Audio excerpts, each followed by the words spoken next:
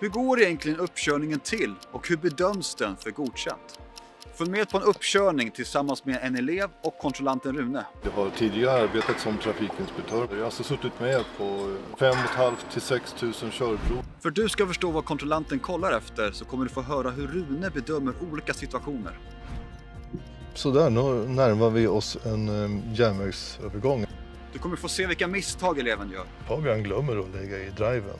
Du kommer få se vad eleven gör rätt. Och tackade för att Fabian skötte det snyggt. Och till slut kommer du få se ifall eleven blir godkänd eller underkänd. Häng med!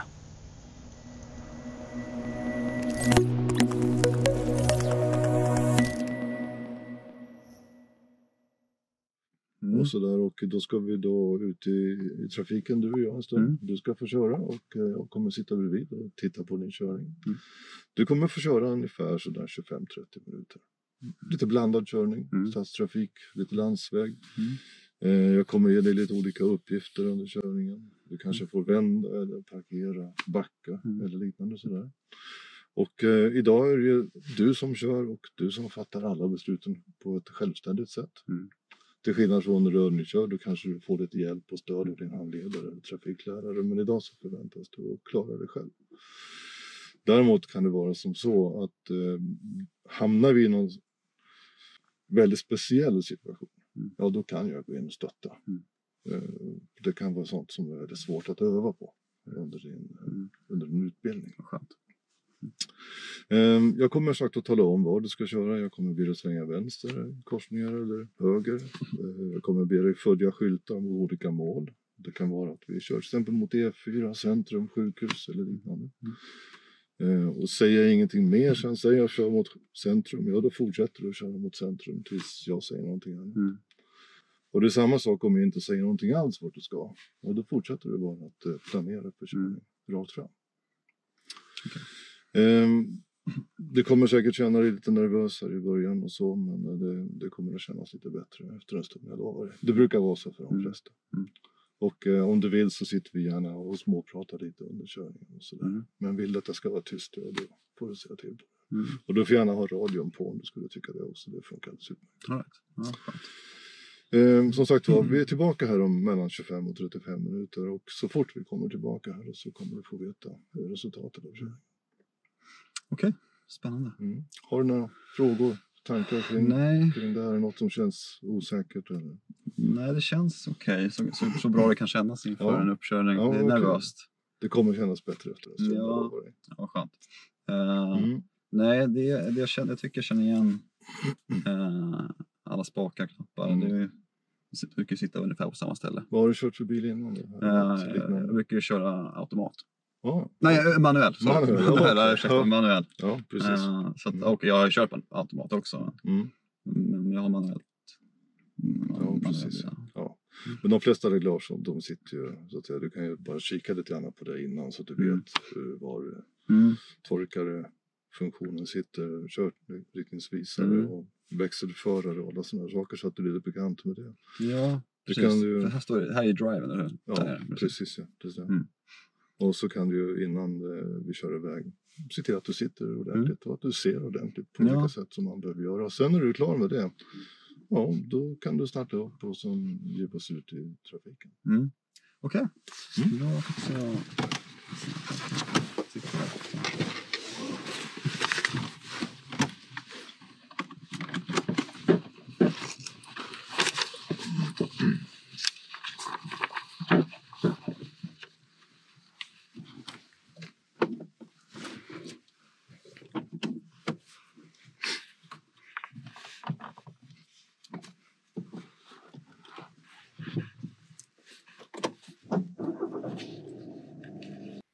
Innan vi satte oss i bilen så fick Fabian göra en säkerhetskontroll på bilens hjul och däck.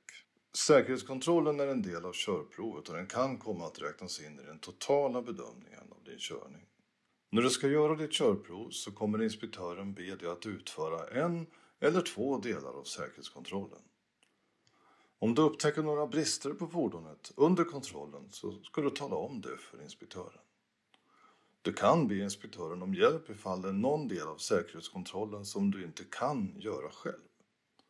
Se också till att be om hjälp ifall du är ovan vid bilen och osäker på hur till exempel motorhuven ska öppnas. Säkerhetskontrollens syfte är att se om du vet hur man ska göra för att kontrollera att en bil som du ska ta ut i trafik är just trafiksäker. Jag kan passa på att säga det också här nu, att jag sitter med ett protokoll här. Okay. Och det jag skriver inte så att säga någon gradering av din körning. Utan om jag gör några markeringar så är det bara för att jag kryssar i de moment som jag har utfört under körningen. Okay. Så att du behöver inte fundera på vad jag skriver nu. Det är hemligheter här på mitt papper. Okay.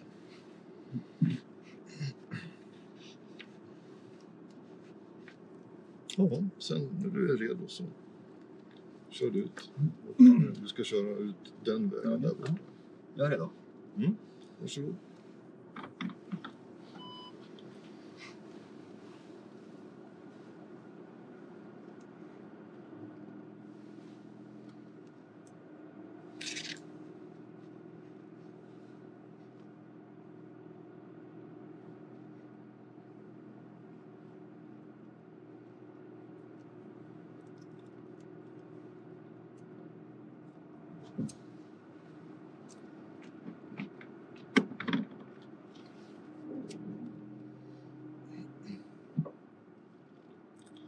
Du var inte härifrån Uppsala?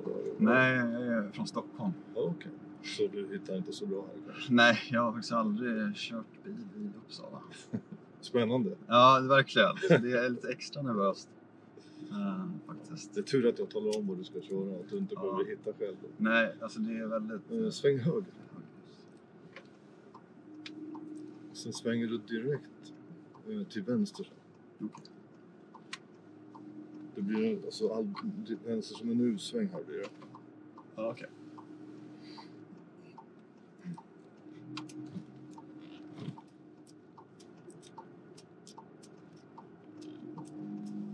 Ska vi börja med att åka ut lite utanför stan?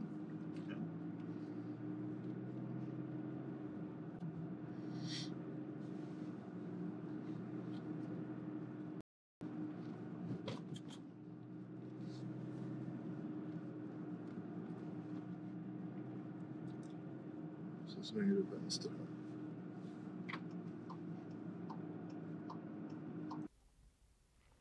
Ja, här kör då Fabian i en ganska lugn trafikmiljö. Inte så mycket som händer vid sidan om. Det är inga korsningar direkt. Det finns några utfarter och sådär, men det verkar ganska lugnt här just nu. En tanke med att köra just här är också att man vill ge aspiranten en ganska lugn början på körprovet för att komma in i körningen och få släppa lite grann på sin nervositet.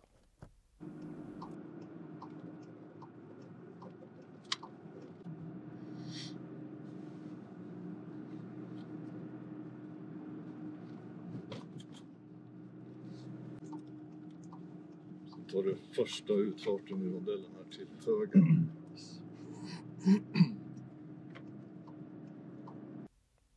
Ja, nu kommer vi fram till en cirkulationsplats här där Fabian då ska ta höger. Och här tittar inspektören på hur aspiranten tillämpar regler. Det är väjningsplikt för den som färdas in i cirkulationen. Hur man anpassar hastigheten in mot cirkulationen och hur man då väljer att fortsätta in sen när trafiken tillåter.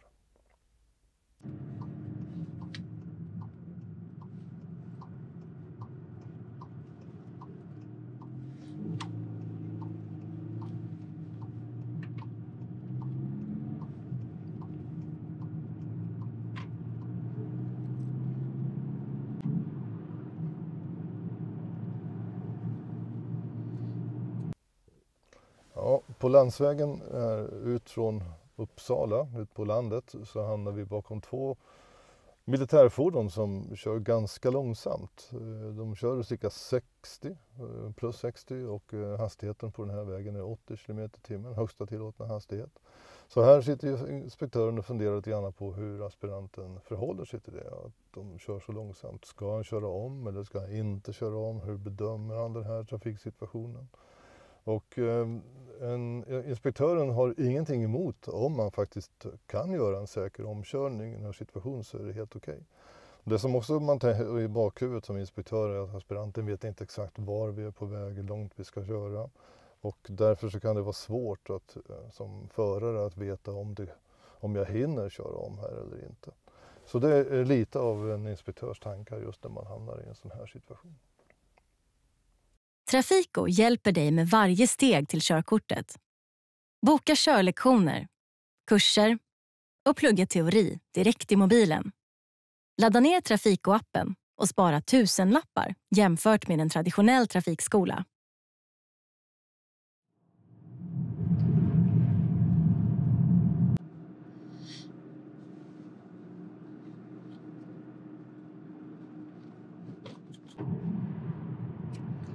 Du ska få lite information av mig nu. Lite längre fram så kommer det en skylt, det står Läby in till vänster. Ja. Du ska få ta oss in där mot vägen. Okay. Mot Läby. Ja. Ja, så där. Då har jag gett Fabian instruktioner om vart han ska köra. Jag har inte sagt hur han ska göra. Utan det här är någonting som en inspektör, jag i det här fallet, vill se Fabian själv fatta beslut om. Jag har gett instruktioner att det kommer en väg in till vänster mot Läby och han ska ta oss in på den vägen, men jag har inte sagt hur han ska göra. Så här har ju han en del valfrihet och jag tittar på då hur han hanterar de här olika möjligheterna som jag har gett honom att följa instruktionerna.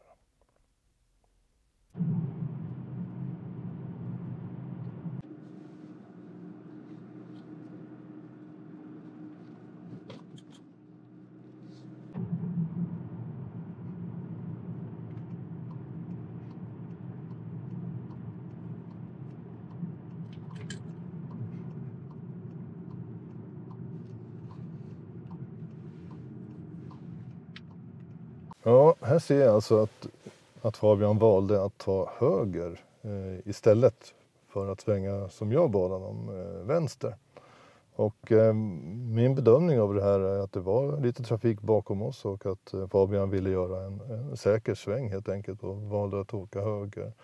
Och vända förhoppningsvis och åka tillbaka.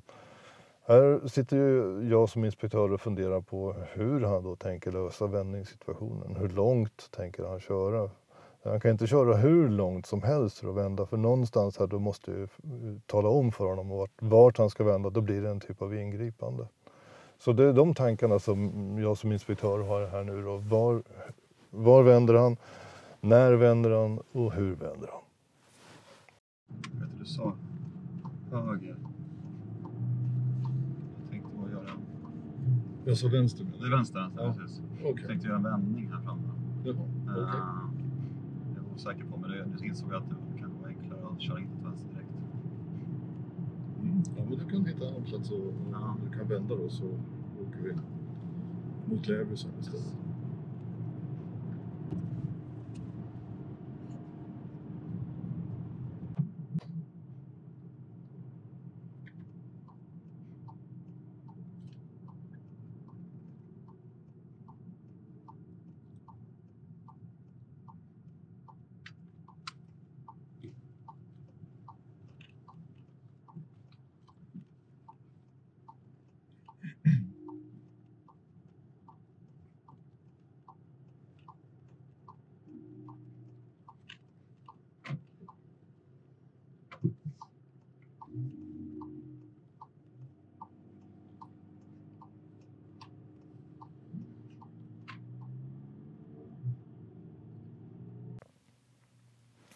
Ja, nu har Fabian varit inne och vänt här på en gårdsyta som var helt okej att använda för det ändamålet. Det jag tittar på som inspektör när han vänder är hur han planerar den.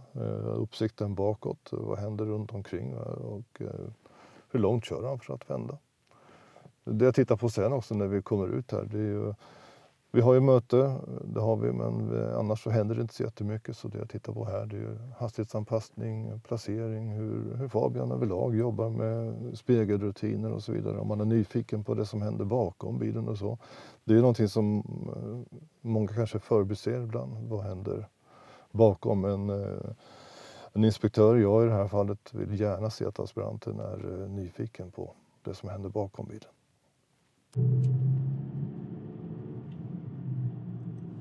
Sådär då. Ja. Nu är vi på spåret igen. Jag tänkte att det var en luring vänster sen på landsväg, att det skulle vara något sånt. Jag hade en bil bakom där som det blåser in för mycket. Och då blir det då rakt fram här sen istället.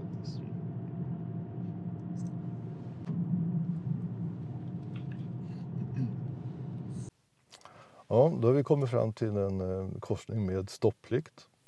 Och stopplikt är ju som alla förhoppningsvis känner till. Någonstans är det tvungen att stanna helt enkelt. Hela bilen, alla 4 hjulen måste stå stilla. Det är inget krav på att man ska hinna räkna till 3 eller något sånt där. Det är många som gör det. Men om det känns tryggt så fine, så inspektör köper det. Det viktiga är att man faktiskt vet att man måste stå helt stilla vid en stopplikt. Och medan man står stilla så ser man sig för och tittar vad som händer på den väg man ska, i det här fallet, korsa då.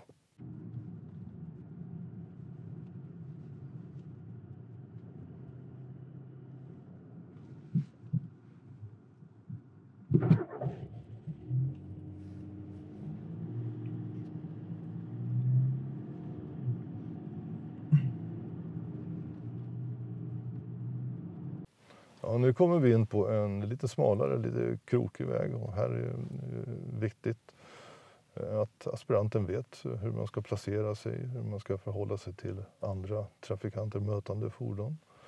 Och jag har också en tanke med att vi åker in just här, för att jag kommer att ge Fabian en uppgift att backa lite längre fram. Jag ska berätta om det, lite mer om det alldeles strax. Så följer du vägen lite till vänster bort också.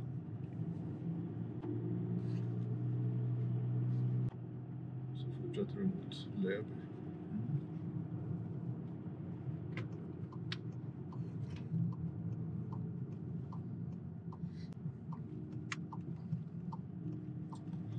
Sen ser jag att det finns en infart till höger här. Ja. Om du kör förbi den och så stannar du till efteråt på högersidan.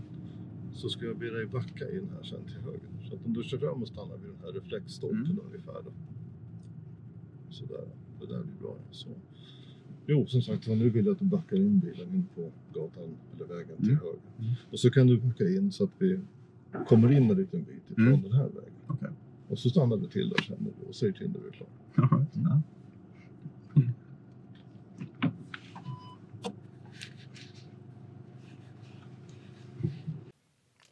Ja, då har ju Fabian fått en uppgift av mig att han ska backa in på en liten mindre väg till höger om oss.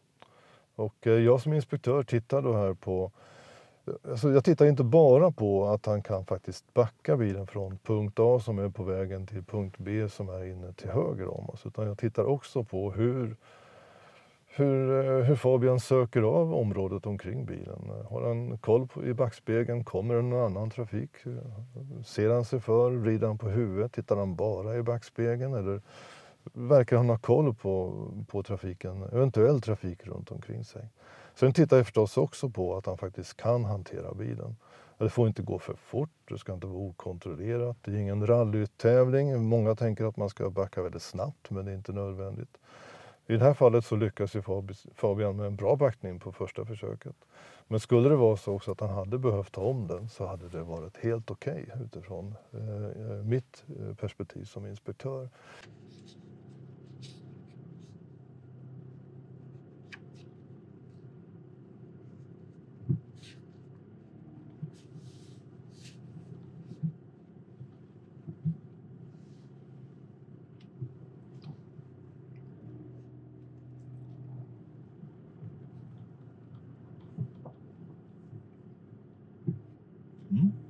Det räcker bra sådär. Så, det gick bra där. Tack så mycket. Då får vi tillbaka vänster igen. Vi ska ut till den här vägen som vi svängde av från i början. Okay. Så kör vi in mot stan igen. En liten detalj också här innan vi kör vidare är att Fabian glömmer att lägga i driven när han ska köra vidare. Han tänker köra vidare med reverse, alltså backväxeln i. Men det är ingen fara. Som inspektör gör jag ingen stor sak av det, utan han märker det själv och rättar till misstaget och kör vidare.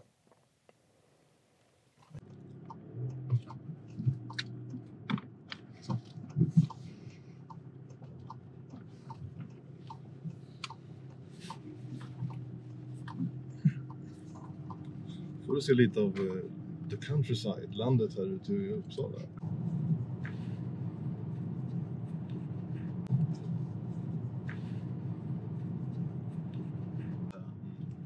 Höger mot Uppsala. Yes. Kommunikation med tunnelbanan. Okay. Det är väldigt strax. Ja, det är smidigt. Utanför Söder precis.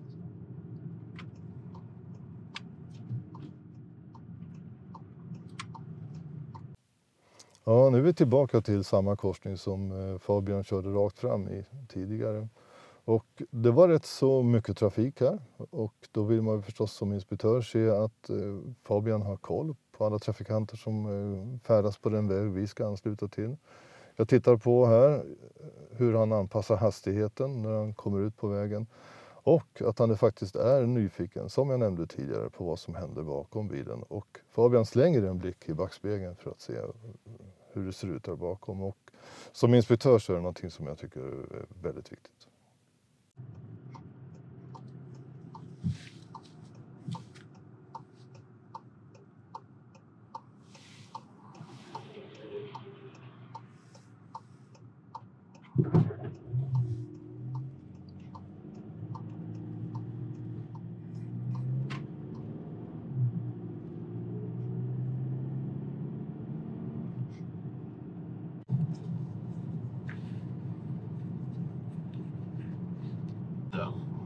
Det är så faktiskt, man får inte bygga hus hur som helst så att man blockerar silhuetten. Det är styrt med lag typ. Men då måste det vara från en viss sida då liksom. Ja, alltså, de här entréerna in till Uppsala så får man inte bygga som man blockerar. Om det är någon som ansöker om att bygga ett högt hus uppe i skymmersikten. För att underlätta stämningen på körprovet så brukar inspektören oftast ha lite småprat med aspiranten i det här fallet, och jag och Fabian. Vi sitter och pratar om lite olika saker under körningen för att få en liten avslappnad stämning. Men kom ihåg att det är du som aspirant, det är du som kör, som bestämmer så att säga hur det här ska fungera. Du har ingen skyldighet gentemot inspektören att hålla igång ett samtal och vara social. Det finns inga sociala krav på ett körprov. Utan om du vill att inspektören ska vara tyst, ja, då måste du vara tydlig med att säga det.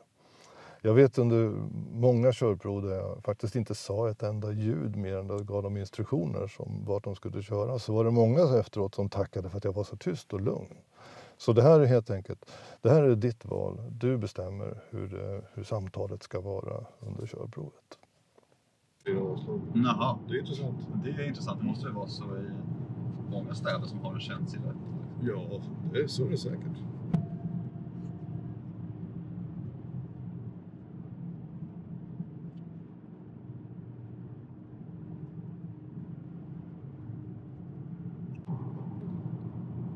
Ja, som sagt, du fortsätter bara framåt nu då, in mot Uppsala. Så jag säger till när du ska köra någon annanstans.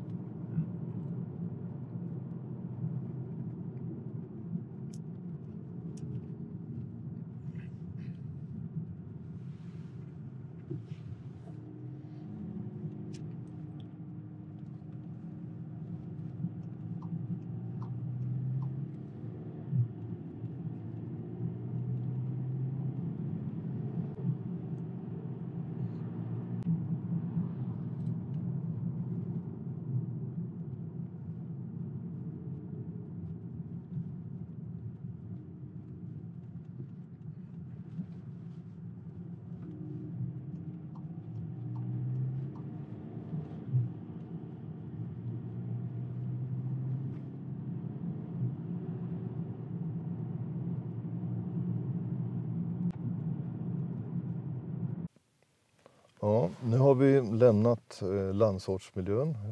Vi kommer in i lite mer stadsmiljö igen. Hastigheten går från 80 till 60 till 40. Och här under ett tillfälle i körprovet så kör Fabian något för fort. Alltså det går lite över tillåten hastighet. Han missar att ta ner hastigheten ordentligt från 60 till 40. Och jag som inspektör kan ju välja hur jag ska hantera det här.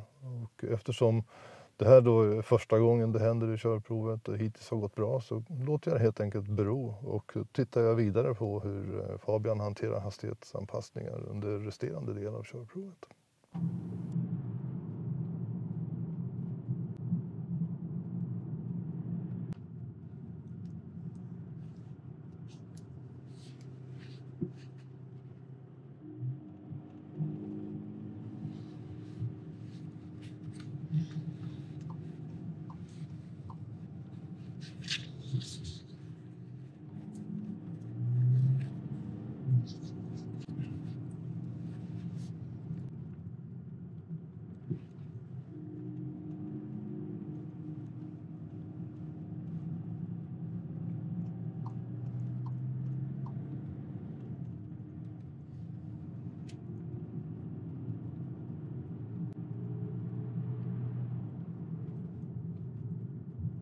Ja, det får flytta på sig. Ja, det kommer längre och längre ut. Ja, precis.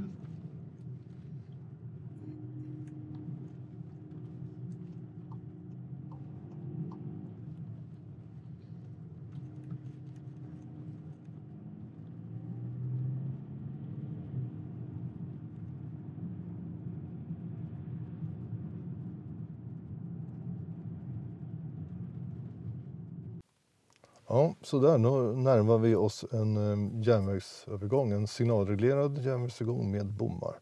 Och eftersom bommarna är uppe och signalen är släckt så tänker kanske många att det är bara att tuta och köra. Men jag som inspektör vill gärna se att man är beredd på att det faktiskt kan komma någon typ av trafik på spåren. Jag tittar också här i situationen, det är ju på hur man passerar spåren. Dels att man ser sig för ordentligt, tittar och vänster och höger, att man anpassar hastigheten, men inte heller att det går för långsamt. För en järnvägsövergång ska man passera ganska skyndsamt. För att man vill inte bli stående där ute om det skulle dyka upp någonting på spåren eller att bommarna går ner.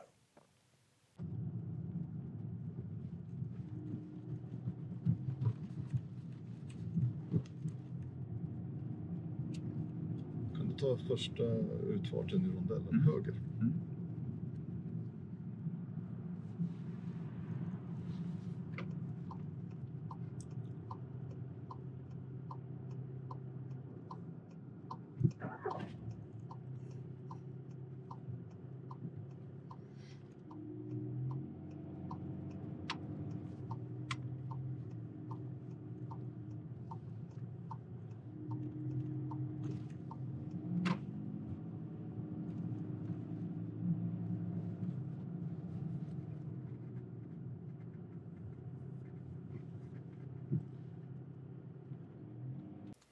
Ja, nu kommer vi fram till en stillastående skåpbil här ute med högersidan. Och som inspektör tittar jag då på hur Fabian anpassar sin placering, sin hastighet och vilken uppsikt han har. Och om ni noterade det så såg ni också att föraren av skåpbilen vinkade och tackade för att Fabian skötte det snyggt.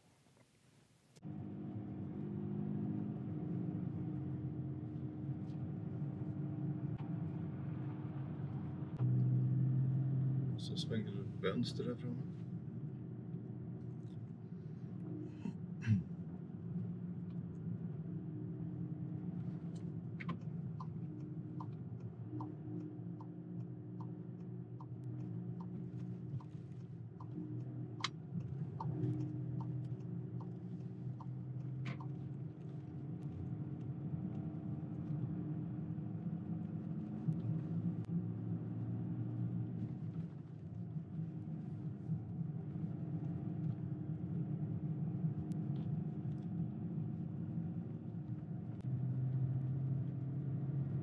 Så svänger du vänster nästan.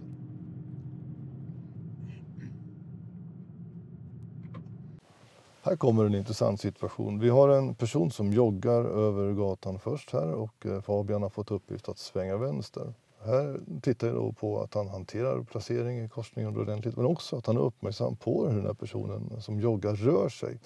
Och det gör Fabian på ett väldigt bra sätt. Han observerar henne och han släpper förbi henne innan han fortsätter att köra.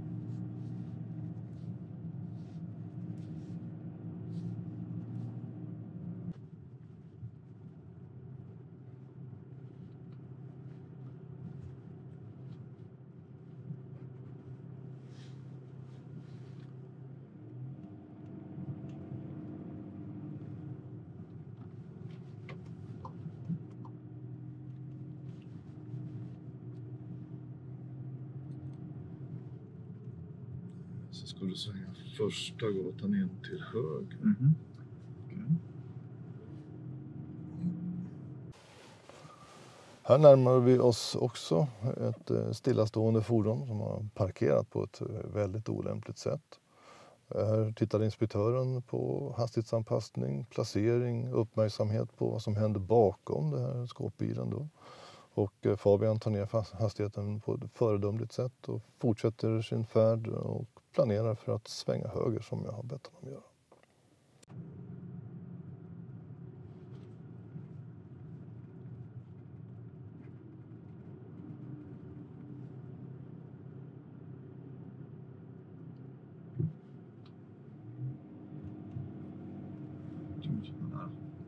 Begravningsbil var det. Var det? Ja, det visste den från Fonus.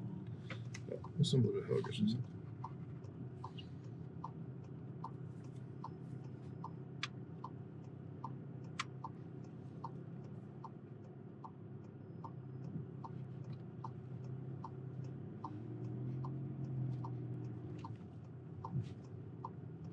Nu kommer vi in på en lite smalare gata med parkerade fordon längs ena sidan. Vi har också oskyddade trafikanter i form av en cyklist som kom mot oss.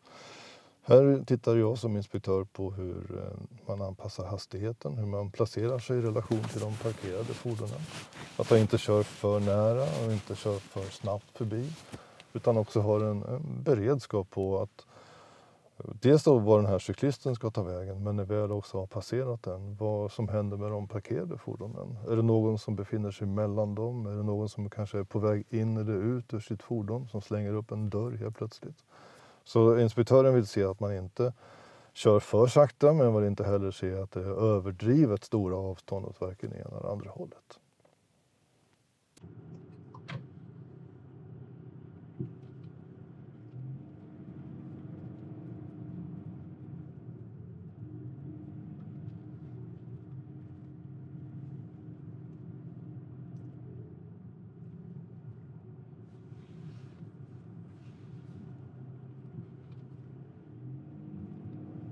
Korsningen ska du svänga vänster. Jag har gett Fabian uppgift att svänga vänster i den korsning som kommer längre fram. Och vad jag är uppmärksam på här, det är ju hur Fabian placerar sig i korsningen. Om man är medveten om vilken regel som gäller. Om det kommer trafik på båda riktningar på den gata vi kör, eller om man placerar sig för långt till vänster eller i mitten eller till höger. Korsningens utseende är det som avgör för hur man ska placera sig, och det är det som inspektören fokuserar på i en sån situation.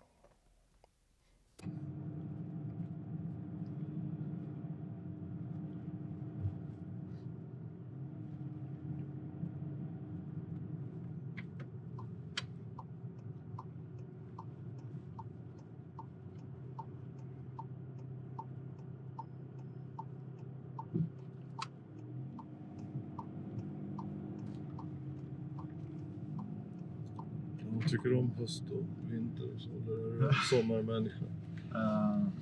Men jag... Då är det fine. Alltså, då hade jag nog kunnat gilla vintern också liksom. Jag håller med dig. Sväng vänster. Så det är inte bara att det är kallt där, för det kan jag stå ut med. Det är just att när man vaknar så är det becksvart. Det tycker jag är väldigt tråkigt. Du sa vänster, va? Ja, precis. Ja. Vänster.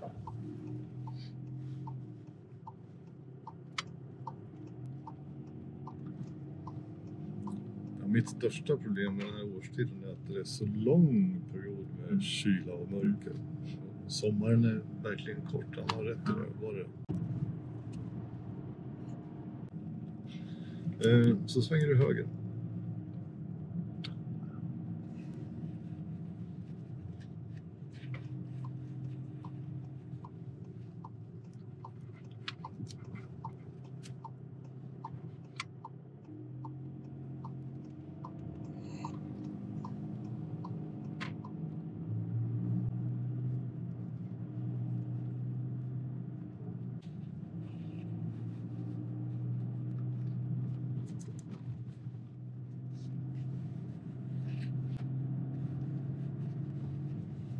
Precis i början. Ta höger. Precis i början liksom. Ja, vilket det är ju så. Ja, var det inte du som nämnde någon maratontävling vi skulle undvika? Jag undrar om vi har stött på den. Det är nog den här, ja. Precis. Nu är jag så att säga som inspektör på väg tillbaka till Trafikverkets kontor där vi började körningen. Så det som inträffar här är någonting som är väldigt unikt på ett körprov. Jag berättade i början innan vi åkte iväg att det kanske finns situationer där man kan behöva hjälpa till som en inspektör. Och det här skulle kunna vara en situation där jag skulle kunna stötta Fabian då. Nu gick det bra i alla fall så jag behövde inte göra det. Vi har ju tydligen en löpartävling och det står det vakter och dirigerar trafiken, talar om när man får köra eller inte. Och jag som inspektör tittar ju på den som kör hur man förstår reglerna kring just det här med vakter. Vad är det som gäller när en vakt står där jämfört med när det inte är en vakt och det är någon som ska gå över gatan. Ja. Det gick inte att undvika. Jag är glad att jag inte är den som springer.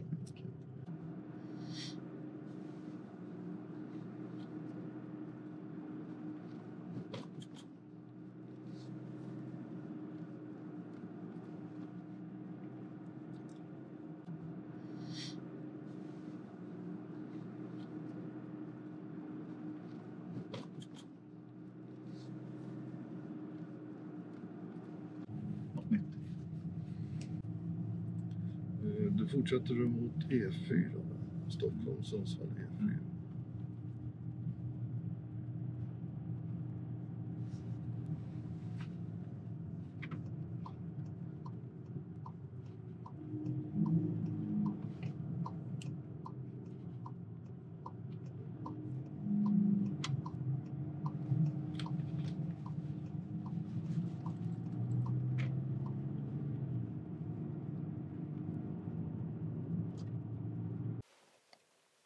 När vi har passerat de parkerade fordon här så har vi ett körfält till höger och då kanske man funderar på varför Fabian inte går ut i det högra körfältet. Men Fabian är uppmärksam på att det här körfältet faktiskt tar slut där borta och därför så är det ingen mening att gå över i det högra körfältet.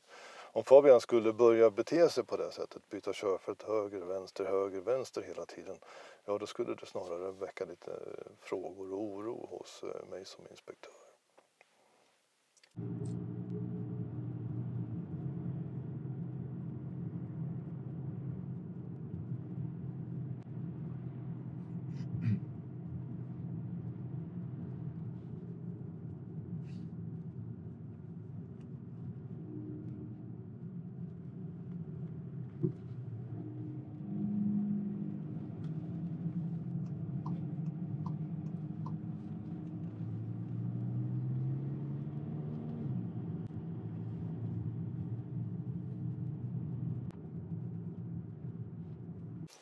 Här ser vi att vi kommer förbi en skolväg. Och även om vi är ute och kör idag på en lördag så är det ändå intressant att se hur Fabian hanterar situationen om man är lite extra uppmärksam, och att han då också förstår att vägmärken om hastighet 30 faktiskt inte gäller idag, eftersom det är en lördag och att 30 km/h bara gäller måndagar till fredagar.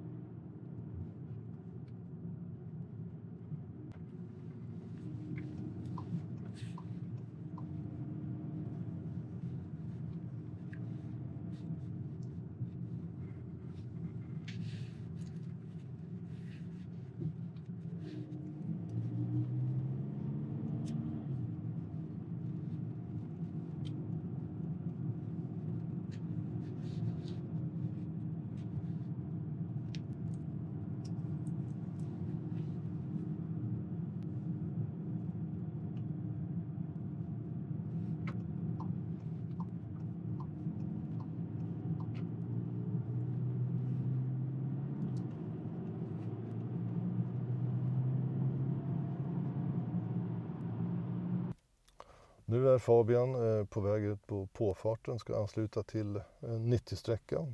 Här vill inspektören se att man jobbar bra med hastighetsanpassning och uppsikt. Ni tittar på Fabian så vrider han på huvudet bra, tittar fint på trafiken som är bakom och anpassar sin hastighet till den situation som gäller på vägen och fortsätter snyggt rakt fram.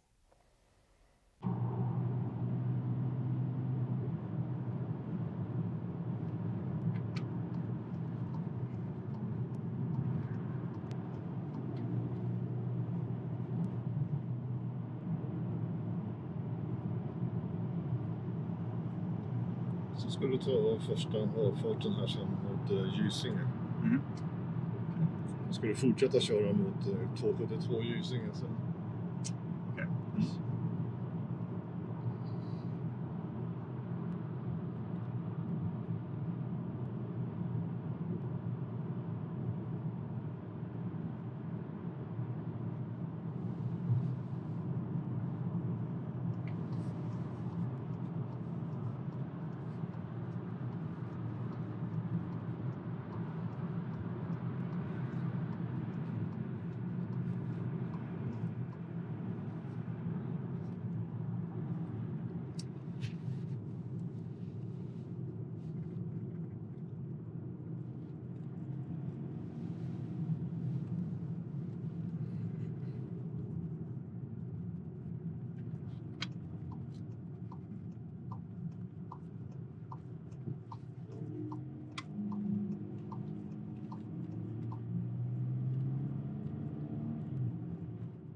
Den här 272 kallas för Tidernas väg.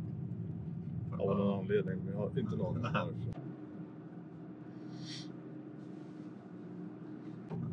Sen tar du första utfarten höger i cirkulationen. Mm.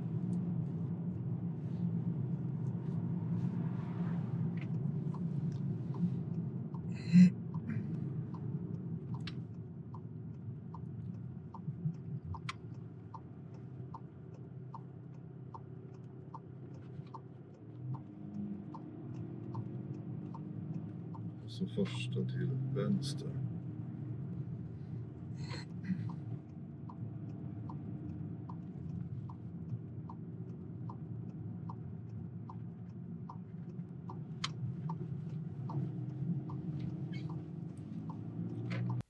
Ja, nu är det bara ett par hundra meter kvar innan vi är tillbaka vid Trafikverket där vi började. Och här måste inspektören vara beredd på att aspiranten Fabian i det här fallet känner lite extra nervdaller, för han känner igen sig, han vet att nu är jag på väg tillbaka, nu ska jag snart få beslutet här av inspektören, och att jag då som inspektör faktiskt får vara lite förstående för att pressen och stressen är högre i den här situationen än den kan ha varit tidigare under körprovet. Så här vill man ju då kanske, om det behövs, stötta och hjälpa lite grann de sista meterna in till Trafikverkets parkeringsplats. Sen kanske du känner igen det här. Med lättnad. Vi började här borta nu, så vi närmar oss slutet på resan. Ja. Så fortsätter så här rakt in här, du står pilarna där framme. Rakt fram högerpilen, där ska du köra in.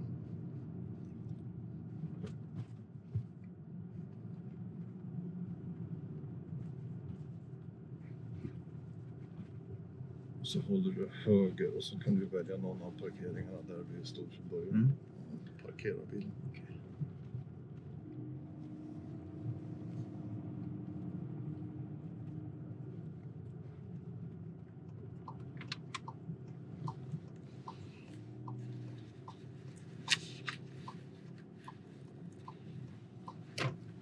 Ja, så då kan du stänga av motorn och så kan du ge mig en nyckel också. Tack så mycket. Så. Ja, Fabian, då tackar jag så mycket för åkturen och din körning är godkänd. Den är det? Ja, bra jobbat. Ja, bra, skönt. Det gick ju bra det här, jag sätter kryss där, att körningen är godkänd. Ja. Och som du ser så hann vi med en hel del olika saker. Ja, verkligen. Vi hann med att backa, parkera, vända. Ja. Lite korsningar och lite motorvägsliknande också. Järnvägsövergångar och alltihop. Och överlag så gjorde du en stabil körning. Ja, vad skönt. Fabian. Ja, det kändes får jag ge ett par saker bara som du kan tänka lite på när du kör? Ja, just. Du kommer ju få ut och köra själv här nu i fortsättningen så att det kan vara bra att tänka lite på det här. Och det är ett par situationer där du kanske inte går ner i hastighet ordentligt när du kommer från en högre hastighet. Och så tar det en stund för innan du kommer ner i hastighet ordentligt. Så att där kan du vara lite mer noga. Och en sak som du kan ha praktisk nytta av när du kör är en cirkulationsplats som är lite större. Som har ett eller två, eller fler än två körfält kan man säga. När du väntar på din tur så att säga, att du kommer närmare utfarten i cirkulationen. Så börja kika lite tidigare över axeln hur det ser ut snett bakom eller vad som händer bakom. För att om du tittar så pass sent som du gör idag, när du väl sen ska ge tecken och köra ut och håll, då finns det inga marginaler. Då får du åka ett varv till. Och visst, det är inte hela världen. Det viktiga är att du tittar. Och du gör det bra och du visar det som i andra situationer när du ska passera stillastående fordon och göra något annat att du har bra uppsikt. Så det här är engångsgrejen så att säga, att du är lite sen i situationen, du gör ingenting i den här situationen. Okay. Men någonting att tänka på när du kör på egen hand. Rent praktiskt så får du köra bil från och med idag. Det räcker med att du har din legitimation i din handling. Och sen tar det några dagar så kommer det ett papper på posten som talar om var du hämtade riktiga körkortet. Är det registrerat då på mitt ID-kort? Ja, precis. Så att om det är någon situation skulle bli stoppad av polisen och rutinkontroll, det hoppas jag vara. Ja, verkligen. Då räcker det med att du visar legitimationen så kan du säga det. Ja, jag tog körkortet igår, jag har inte hunnit få mitt körkort. Så då fattar de och då köper de det. Ja, vad skönt. Bra, vad kul. Ja, bra jobbat. Lycka till så ses vi i trafiken sen, hör du Fabian. Ja, jag kommer vinka då alltså, när jag är i Uppsala. Ja, gör det. Så, tack ska du ha. Tack så mycket. Hej, mitt namn är Rune Bolin. Det är jag som har suttit med Fabian idag när han har varit ute och gjort sitt körprov. Och varför jag sitter här idag, det beror på att jag har tidigare arbetat som trafikinspektör på Trafikverkets förarprov i Uppsala. Och där har jag då förrättat, som det heter. Jag har alltså suttit med på cirka 5 500 till 6 000 körprov för behörighet B, vilket är samma som personbil. Så jag har en väldigt stor erfarenhet och kunskap av att sitta med när någon som ska ta körkort kommer till Trafikverket för att göra sitt körprov. Utifrån den kompetensen och erfarenheten så har jag suttit med och tittat på Fabians körning idag. Och som du kommer ihåg så blev körningen godkänd. Och jag tänkte gå igenom lite av vad vi hade gjort idag under körprovet. Vilka typer av trafikmiljöer vi har kört i, varför jag har valt de miljöerna. Hur jag har tittat på olika saker som Fabian har gjort under körningen och varför jag till slut har bedömt som jag har gjort. För om du är riktigt observant och tittar på den här filmen så kan du säkert se saker som man kanske skulle kunna göra ännu bättre. Ingen kör perfekt, inte ens jag, tror det om du vill. Men jag gör också mindre körfel i körningen när jag är ute i trafiken. Vi började här på Trafikverket i Uppsala på deras parkering. Och vi gav oss ut i landsvägskörning ganska direkt. Jag bad Fabian följa skyltar vänster in mot en plats som heter Läby. Det var trafik bakom, så Fabian gjorde den bedömningen att det kanske är säkrare att köra höger istället och vända och sen åka tillbaka då mot Läby. Och han gjorde en helt okej bedömning i det. Hade han valt att svänga vänster där med den här bilen bakom så hade jag köpt det också, beroende på hur han hade utfört svängen. Man vill gärna se att det finns en uppsikt bakåt. Vad händer med trafikanterna bakom när jag planerar för en vänstersväng på landsväg? Har man inte den uppsikten, då blir det svårt att tycka om så att säga det aspiranten gör under körprovet. Men här gjorde Fabian ett val och han gjorde helt korrekt, och han åkte inte för långt sen när han då skulle vända. För det är också ett problem ibland. Att den som åker för att vända någon annanstans åker och vänder aldrig. Så ett tag så funderade jag faktiskt på hur långt ska Fabian köra egentligen? Men han körde inte så värst långt. Han hittade en plats han kunde vända på och så tog han oss in mot Läby. Då korsade han i vägen och vi kom in på en lite mindre väg där han fick göra en backning. Backningen gick bra, han hade bra kontroll på fordonet, han hade bra uppsikt runt omkring och i speglar när han backade, så det var inga problem. Sen körde vi in mot stan igen och den som var uppmärksam kanske när vi kom in, för det här skulle jag vilja ta upp. Den som var uppmärksam när vi kom in mot stan noterade kanske att på hastighetsmätaren och vägmärken att det gick lite fort vid ett tillfälle. Jag tror att Fabian låg runt 55 på en 40-sträcka. Om man tittar bara på den situationen så kan man ju kanske tycka att det kan du inte godkänna. Det var ju ungefär 15 km/h över tillåten hastighet och det är helt sant. Men man får alltid titta på en körning i kontexten. Det är alltid sammanhanget som avgör. Tittar man på helheten av Fabians körning idag så är han ju väldigt bra på att hålla en anpassad hastighet. Han tar ner hastigheten vid många situationer där det är lite kritiskt. Det är stillastående fordon, det är oskyddade trafikanter, det är en fonus så här begravnings... Det är inte en sån bil som man kör döda människor i, men det är i alla fall en bil som hör till en begravningsfirma som står väldigt konstigt placerad ut med en gata. Och Fabian tar ner hastigheten på ett bra sätt och kör lugnt och tryggt och säkert där. Och det gör han under hela körningen. Och då kan man se den här hastighetsöverträdelsen som var på väg in mot stan i ett annat sammanhang, och man kan se det som en engångsgrej. Och istället då för att säga att nej, men det här kan inte bli godkänt, så kan man skicka med det som en viktig sak att tänka på sen när man är ute och kör med sitt eget körkort. På tal om stadskörning och så var det ju väldigt mycket oskyddade trafikanter, gående, cyklister och annat ute i trafiken idag. Och där har Fabian gjort ett bra jobb. Han har haft en bra uppsikt, han har stannat när någon som vill gå över, han har haft en beredskap när han tror att det finns någon som ska vilja gå över eller komma ut i gatan. Och han har gjort en väldigt stabil insats på det området. Samma sak när det gäller passage av stillastående fordon, så har han också gjort det väldigt bra. Järnvägsövergång, det är någonting som han har övat på. Många tänker att så fort bommarna är uppe och signalerna inte blinkar rött så är det bara att tuta och köra. Men så är det faktiskt inte. På ett körprov och även annars när man är ute och kör så är det alltid viktigt att ha en uppsikt. Kommer det ett tåg eller inte? Det händer då och då, varje år så händer det att någon förolyckas i en järnvägsövergång på grund av att bommar och signaler inte fungerar som de ska.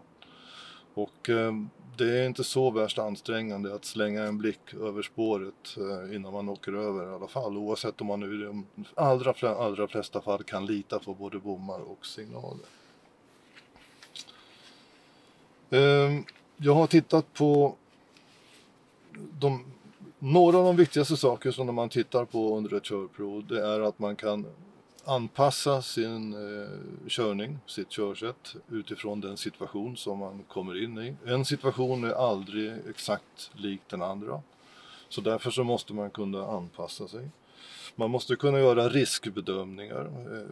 Fabian gjorde en riskbedömning ute på landsvägen när han skulle svänga vänster och den var helt okej. Det var bra. Han bedömde risker i flera andra situationer idag i stadskörningen. Och han visade också på ett gott samspel, det vill säga Han visade att han kan fungera som en del av en grupp. Alltså, alla trafikanter är på något sätt som en del av ett grupp, ett sammanhang. Och då måste man kunna fungera i den här gruppen. Man kan inte köra på ett sätt som går stick i stäv, alltså totalt tvärtom mot alla andra. Så att man sticker ut åt det hållet. Utan man måste på något sätt försöka flyta in med vad de andra gör. Och Fabian visar på ett väldigt bra samspel idag i sin körning. Så det är inte att undra på att resultatet blev ett godkänt körprov.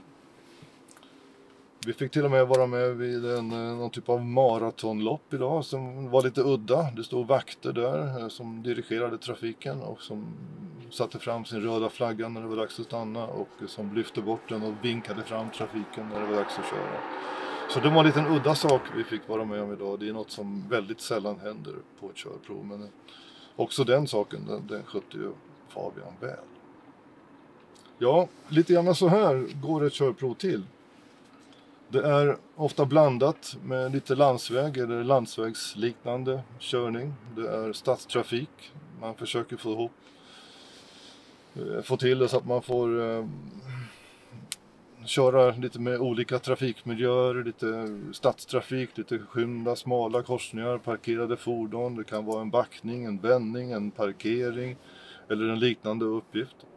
Och den tid som ett körprov är, det brukar vara på mellan 25 till 35 minuter. Idag blir det väl något längre än 35 minuter tror jag. Kanske då på grund av att det var lite mäckigt när vi körde in i stadsmiljön här idag. Det här maratonloppet bland annat. Så nu har du fått en liten inblick i hur en inspektör arbetar under ett körprov. Hur en inspektör bedömer ett körprov och varför man kan bedöma på ett sätt och varför man inte behöver fälla på alla olika saker som man skulle kunna göra bättre. Jag kan bara säga en sak till också.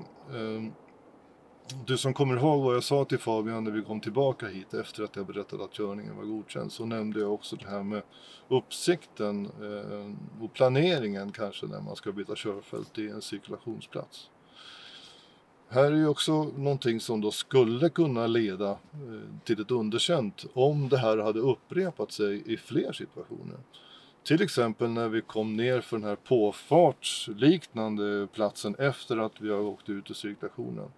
Där tittar ju Fabian väldigt bra och han ger tecken i tid. Han visar att han vet att han ska se sig för ordentligt. Han kan samspela med de fordon som ligger ytter om oss då och som redan är ute på den här lite snabbare motorvägsliknande vägen. Så återigen, titta på det är situationen som avgör. Det är helheten som till slut blir en del så att säga, som man bygger resultatet på. Ja, så då vet du ungefär hur ett körprov går till och hur en trafikinspektör tänker när han sitter med och bedömer ditt körprov. Tack!